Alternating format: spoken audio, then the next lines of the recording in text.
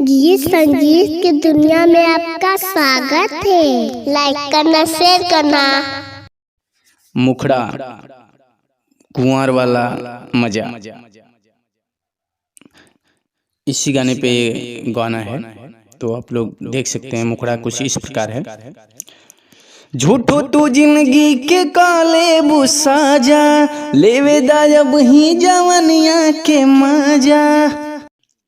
ये लड़का का पाठ है। झूठो तू जिंदगी के काले बुसाजा लेवे दायब ही जवनिया के मजा। कई बेरा तोहरा के समझैली, कई बेरा तोहरा के समझैली। टिंग डिंग डिंग डिंग डिंग डिंग डिंग डिंग। लड़की के पाठ। कल हमारा से शादी ना था दूसर के जाए। कल हमारा से शादी ना था दूसर के जाए। ई जवानिया पे जोर कौनो दूसरे दिखाए। पीछे पड़ल पीछे पड़ल पीछे पड़ल बड़े लड़का सन कबूले बजाई। ई जवानिया के मजा कौनो दूसरे उठाई। अंतरा लड़के का।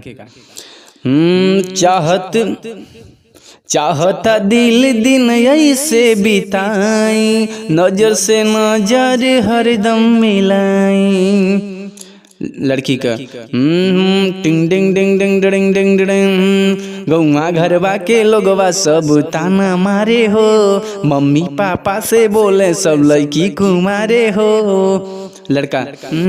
तोहरे अदा पे यही मर जाई, तोहरे अदा पे यही मर जाई। टिंग डिंग डिंग डिंग डिंग। कला हमारा से शादी ना तो दूसर को के जाई। ई जवानिया बजोर कौनो दूसरे देखाई। पीछे पड़ल पीछे पड़ल।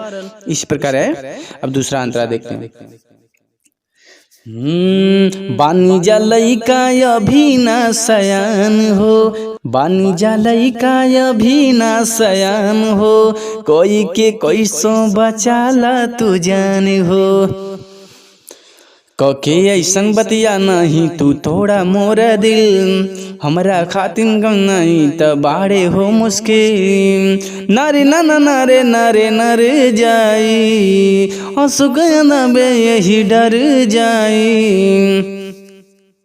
कल हमारा से शादी ना था दूसर को के जाई। ई जवानिया बजोर कौन गाय। पीछे पड़ल पीछे पड़ल पीछे पड़ल बड़े लइका सन कबूले बचाई। जवानिया बजोर कौनो दूसरे देखाई।